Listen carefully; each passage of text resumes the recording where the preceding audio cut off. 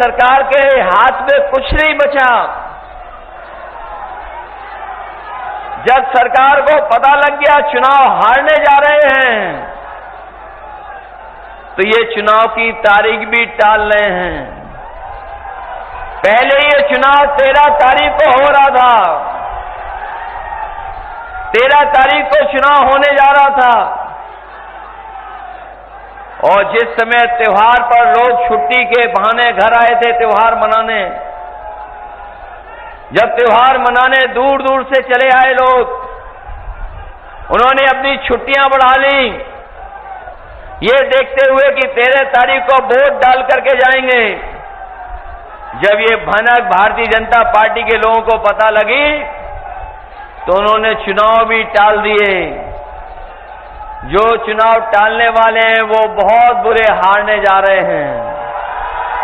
जब से supreme court का ऑर्डर आया है, बहुत से अधिकारियों में सुधार अपने आप आ गया है, और सुधार आना शुरू हो गया है। ऊपर से तो दिखाई देंगे आपके खिलाफ, लेकिन अंदर ही अंदर आपका भी साथ दे रहे हैं, अंदर ही अंदर साथ दे रहे हैं, क्योंकि वो ये जानते हैं ये सरकार अब चलने वाली नहीं है, ये सरकार जाने वाली है। और आप देख लेना महाराष्ट्र का परिणाम जो भी आएगा, उत्तर प्रदेश के मुख्यमंत्री उसके बाद बचेंगे नहीं, उनकी कुर्सी नहीं बचने वाली। और अगर हम लोग परसेंटेज के हिसाब से सोचें, तो 100 में 100 सीटें ये हारने जा रहे हैं, और अगर गिनती में हिसाब किताब लगाओगे तो 9 में 9 सीटें ये हारने जा रहे हैं इस बार। ये वही सरकार के लोग हैं जो लोग ये कहते हैं कि 1 नेशन 1 इलेक्शन। ये सरकार वो है जो कहती है 1 नेशन 1 इलेक्शन। लेकिन सोचिए उत्तर प्रदेश में एक चुनाव नहीं करा पा रहे हैं। चुनाव तो छोड़िए, जो हमारे छात्र नौजवान हैं उनकी परीक्षा भी नहीं करवा पा रहे हैं। जो लोग कहते हैं एक इलेक्शन पूरे देश में एक साथ हो जाए, वो हमारे नौजवानों की परीक्षा भी नहीं करा पा रहे हैं। लेकिन हम जानते हैं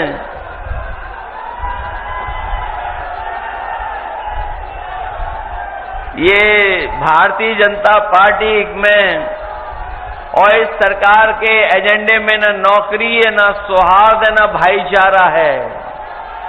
इनका कार्यकाल देख लीजिए, इनके एजेंडे में नौकरी नहीं है, इनके एजेंडे में सौहार्द नहीं है,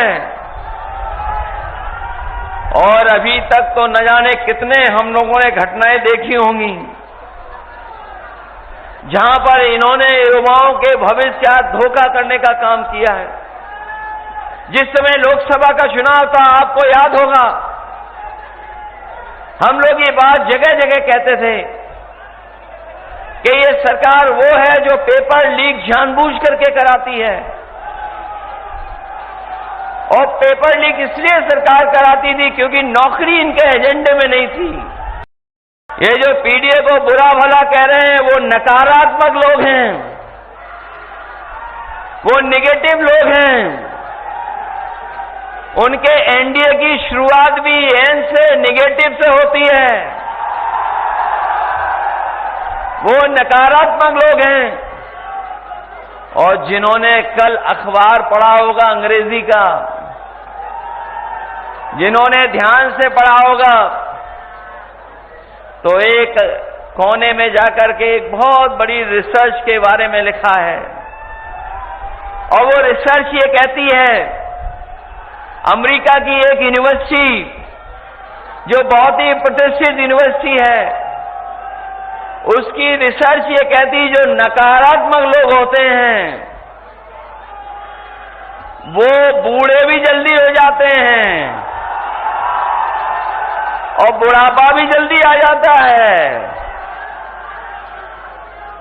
और दुखी भी वही लोग रहते हैं, और भूलने की भी बीमारी उन्हें हो जाती है।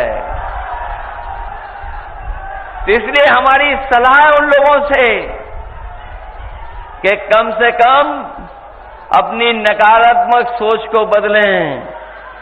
अगर वो स्वस्थ रहना चाहते हैं तो नकारात्मक सोच से दूर हो जाएं, और जो हमें और आपको माफिया कहते हैं, गुंडा कहते हैं, बदमाश कहते हैं, मुझे तो लगता है कि जब वो घर से निकलते होंगे तो कभी आईना नहीं देखते होंगे। लोकसभा के चुनाव में भी हम लोगों ने आपसे अपील की थी और ये कहा था कि लोकतंत्र खतरे में है, संविधान खतरे में है। वो बात अभी वही है, अभी भी संविधान और लोकतंत्र खतरे में है, क्योंकि ये सरकार न संविधान के हिसाब से चल रही है और न ही उन अधिकारों को लोकतंत्र में जो आम लोगों को मिले हुए हैं उनकी कोई परवाह कर रही है। और इसीलिए आपने देखा है समय समय पर हाई कोर्ट, सुप्रीम कोर्ट सरकार के खिलाफ कोई न कोई फैसला सुनाती है, लेकिन सरकार परवाह नहीं कर रही। हमारा लोकतंत्र और संविधान तभी बचेगा जब लखनऊ से और दिल्ली से भारतीय जनता पार्टी की सरकारों का सफाया होगा। ये दोनों जगह से सरकार हटेगी, तभी जाकर के हमारा लोकतंत्र और संविधान सुरक्षित होगा। उनकी उपलब्धि यही है कि किसानों को संकट में डाल दिया, नौजवानों की नौकरी और रोजगार छीन लिया, महंगाई बढ़ा दी। जहां त्योहारों पे हम लोग खुशियां मनाते थे, इस बार दुखी होकर के त्योहार मनाना पड़ा। जो मिठास थी वो त्योहारों की मिठास छीन ली सरकार ने, और महंगाई कहां पहुंचा दी। महंगाई आज भी बढ़ती चली जा रही है, और जो शादी ब्याह जो करना चाहते हैं गरीब परिवार के लोग, वो कभी दुकान की तरफ जाते होंगे सोना लेने, तो बताओ आज सोना कहां पहुंच गया है। जब बीजेपी की सरकार आई थी उस समय क्या कीमत थी बाजार में, और आज लगभग लाख के पास पहुंचा जा रहा है। जहां महंगाई जरूरत की चीजों की बढ़ाई है, वहीं जमाखोरी कर करके अपने लोगों को मुनाफा भी ये सरकार सीधा सीधा पहुंचा रही है। इस बार तो लग रहा है कि यहां पर रिकॉर्ड बनने जा रहा है। इस बार पहले से ही बीजेपी को पता लग गया कि यहां से रिकॉर्ड मतों से जीतने जा रहे हैं, और मुझे तो ये लगता है कि पहली बार ऐसा समर्थन हर वर्ग से मिल रहा होगा। इतना समर्थन, इतना साथ और इतने समीकरण के साथ कभी चुनाव समाजवादी पार्टी के पक्ष में नहीं बना। इस बार तो ऐसा लग रहा है कि मुस्तफा सिद्दीकी साहब अभी तक की सबसे बड़ी जीत जीतने जा रहे हैं।